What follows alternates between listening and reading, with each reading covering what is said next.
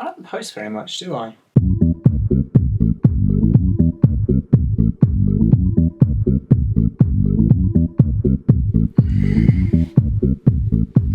Hello YouTube, and welcome back to my channel. It's just that. That's weird, isn't it? So, yeah, I'm making a video. How strange. I bet you're expecting my next video to be my film. My deal. So, yeah, I was kind of looking back through my channel the other day and realised that while I'm pretty happy with the content that I'm putting out, I'm not happy with the amount. So yeah, I don't post very regularly, which I've kind of just realised, so I've decided to start a different series where they're quite quick videos to make, but it just should hopefully mean that I'm posting a bit more. So I'm doing a review series. So yeah, I'll be choosing a short film from short films that YouTube has to offer. And yeah, I'll just be picking ones that I like or maybe ones that I don't like and just give my thoughts on them. So, who's up first? Yes, first episode I will be reviewing Bad Wolf Movies and OBE Planet Productions The Break-In 2. Okay, so first of all, this is a short film made by children, well not children, preteens, teenagers, who knows. So first of all, before I actually talk about it, you have to understand that this is a short film and also a budget film, so I'm not going to be really mean, I'm not going to be comparing this to like blockbuster films. There are obviously certain things that you have to bear in mind. However, if there are certain things that are genuinely distracting, then I will mention them. But for the most part, I'm going to be trying to be as nice as possible while also honest. That's my plan. So let's take a look.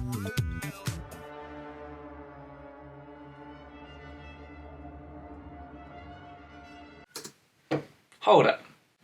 So apparently I'm credited in this film.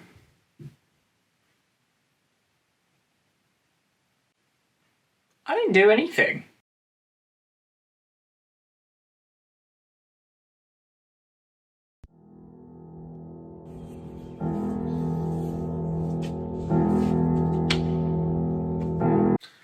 Okay, so the opening shot is a black and white wall. The black and white thing looks really cool. I kind of wish they'd stuck with it for the whole film because I think that would have looked really cool.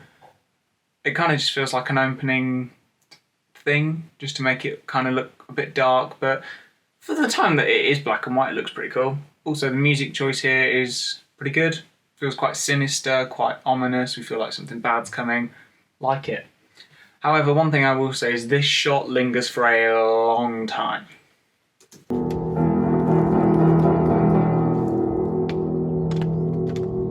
Then we cut to this guy. I don't think we ever find out who this guy actually is. He's just digging a hole in a garden for some reason. And he's doing it with a stick. What is happening? So he digs his hole. We get about 30 seconds of footage of him digging his hole with a stick. I don't think we ever find out why he's doing this. But anyway, let's carry on.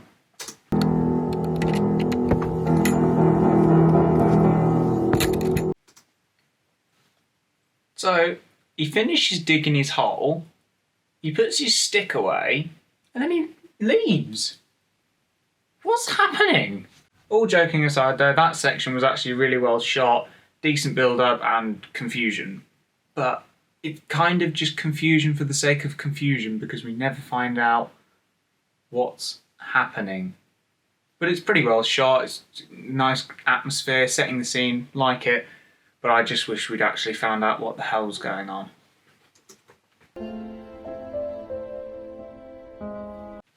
That looks sick. Really nice shot there of him typing away when the thing comes up, and then the way it introduces all of its cast all looks very cool. Nice work so far. Actually, just in general, that shot looks awesome. Nice one.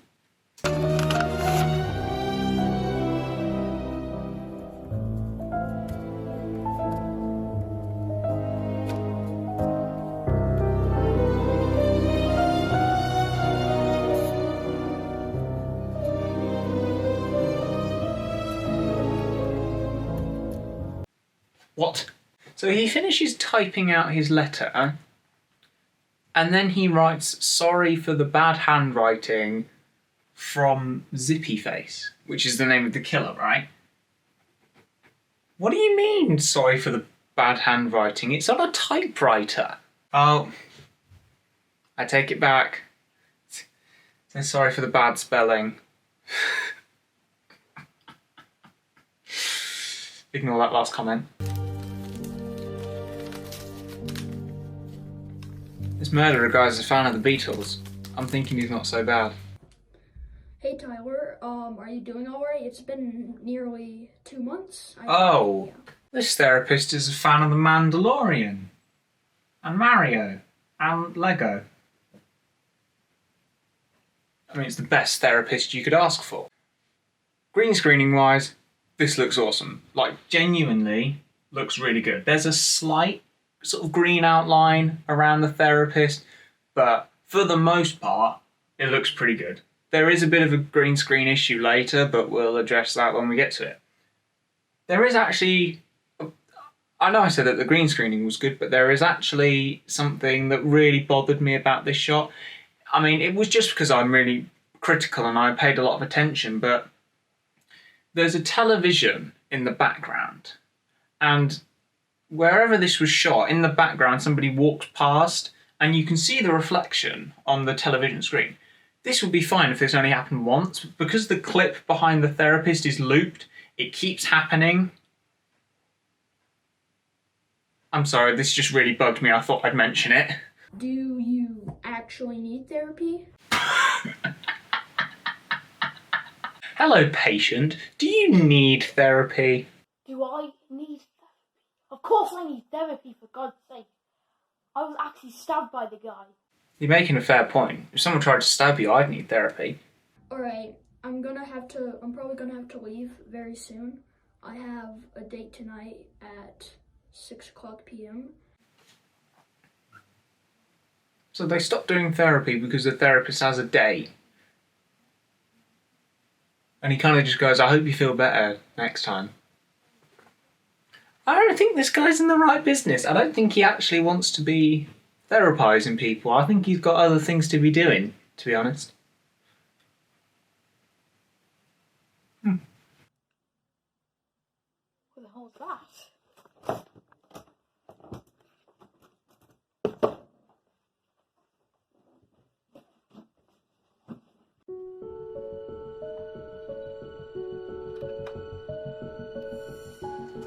Wait, is all this going on in the therapist's house? This is like the third time I've watched this and there's so much I'm picking up on that I didn't notice last time.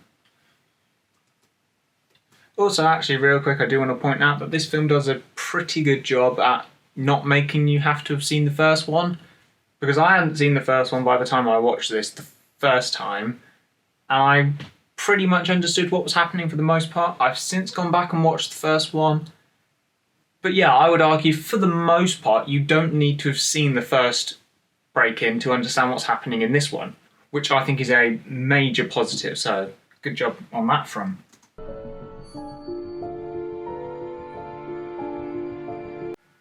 It is in the therapist's house.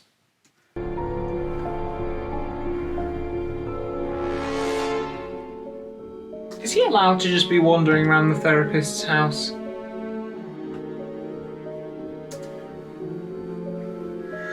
I keep just mentioning just random things that pop into my head. None of these things are actual genuine critiques of the actual thing. I have a lot of questions, I'm sorry. Music choice is brilliant. That's a genuine comment. I think that the music in this film is actually chosen really well.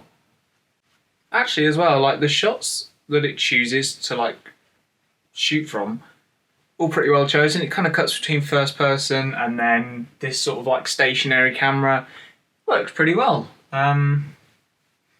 Yeah, all pretty well chosen shot. There was one at the start as well that was like a shot of the fence, and there was one like next to a tree. They both looked really cool. So yeah, it's shot pretty well. The choice of shots is good, and also the actual composition of the shots. Good stuff. What? Okay, so let me just get this straight. So this guy, not this guy actually, the main character went to go and have therapy at the therapist's house, right? The therapist gets up to leave because he has a date, and then the patient is just sort of allowed to wander around. And then the killer is also in the therapist's house, right? That's all correct, right? Let me know in the comments. I don't know if I'm making loads of mistakes here and if I don't understand what's going on. So yeah, genuinely do go down and let me know. However, another positive, so far the acting in this has actually been really good. I'm doing my best not to kind of hold bad acting against these films, but I don't actually have to in this case because it's a horror film. It's not very dialogue heavy. It's all very kind of actions and generally looking quite confused. So in terms of the genre, it's quite easy to act, but I think that pretty much all of the cast are doing a pretty good job here. Actually, that's a good point. Like in future, when I do future reviews, if the acting is like properly terrible, I will mention it, but for the most part, I'll try my best not to kind of mention it too much. But yeah, in this case, pretty good. Hold on. He ran at the killer. So the killer was stood there.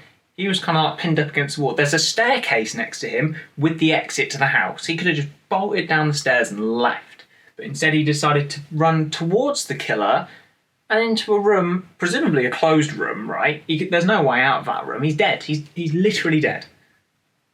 End of the film. So the killer just punched him. We know he's got a weapon.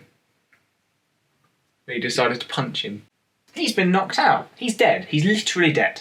It's game over.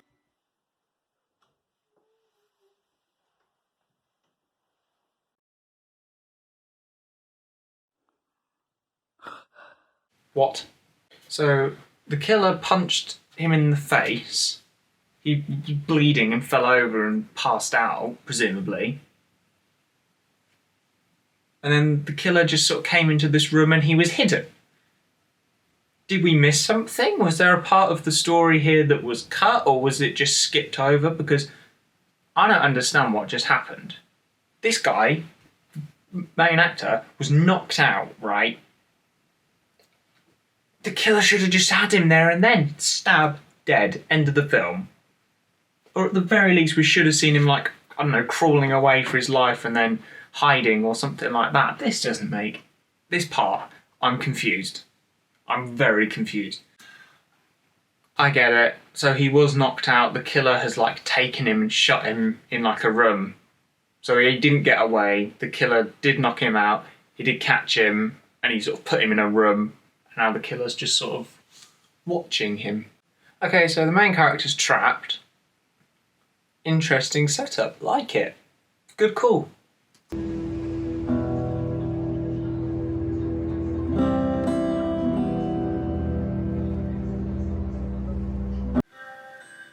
Who called the police?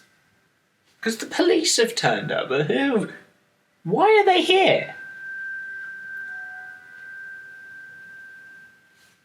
That shot looks awesome, by the way. Nicely shot. Okay, so this is the therapist again, right? Where in his house there's a killer and a victim.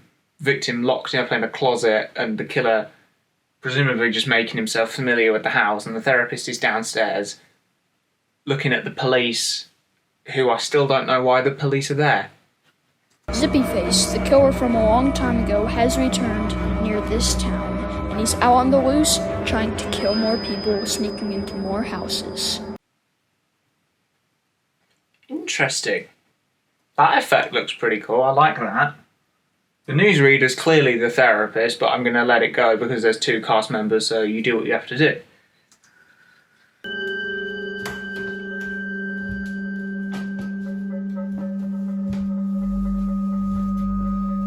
So you've just seen on the news that there's a killer loose in your town, and you think, I'll go and hide in the basement. No one ever gets killed in their basement.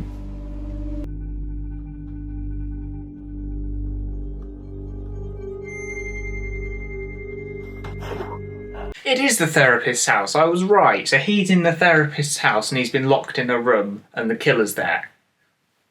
Right, we got it cleared up in the end. I'm gonna need, real quick, just a energy refill. Oh, I love tea, I love tea. I'm out. So now he's broken out. Cool. You checked in there.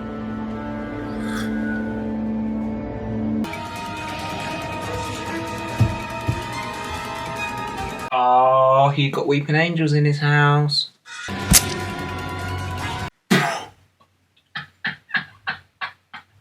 I'm sorry. I genuinely am. I said earlier the green screening was good, but there was one later that I get to that wasn't. And that's it. That's the one right there.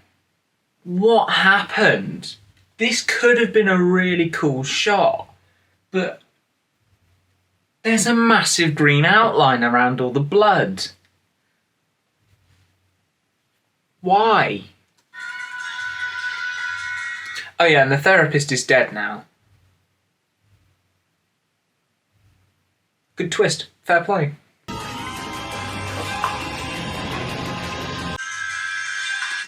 Wait. So the therapist went into the basement, just sort of had a look around, came upstairs, got stabbed. Then this guy, the main character, escaped, made a run for it. He presumably saw the therapist get stabbed in the head, right? And then he tripped, but then he got up, but then he fell over again and rolled out of the way. Like, what? What? The editing in that bit was awesome. The whole, like, stab, roll, blade hit the ground. That was sweet.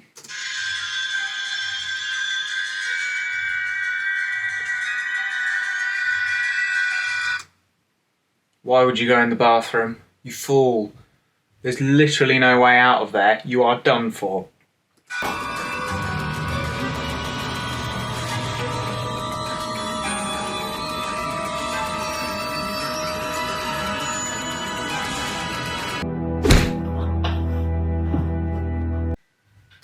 Again, brilliant editing just there. That's brilliant. Especially because I assume you only got like one of you actually doing all of this bit. It's just the main character filming both him and him as the killer. So editing wise, spot on. Really good. Like, that was really impressive stuff. So nice one. But just to let you know, I don't believe in any of this, but I still have to help you for some damn reason. Oh, you'll believe in him someday. Just not today.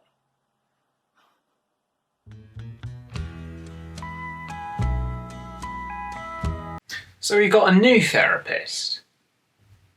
And the therapist just straight up goes, I don't believe what you're telling me. And the murder is in this other therapist's house. If this is what real life is like, if therapists just have murderers in their house, I'm never getting any sort of therapy, because this is nuts. I have thoughts. Editing's really good, music choice is really good, acting's pretty good. But there are some problems. Effect-wise, for the most part, it's pretty good, but like I mentioned, there's that bit with the blood, that needs fixing. That completely broke what should have been a really impactful moment. The other thing, there's a lot in this story that doesn't make sense. The first 2 minutes of it, like the whole part with the digging the hole, and then once the hole's been dug, he just puts the stick away, and then he goes and he leaves. That didn't make any sense. I presume that's a setup for what, if there's going to be a third one, that's presumably going to be in it. But I don't understand what happened in that bit. I assume some stuff was cut, because I remember in the trailers there was stuff of like a killer with a knife, and there was like another character who wasn't in this at all, so I assume there was a lot that was cut. But that opening part just doesn't make sense anymore.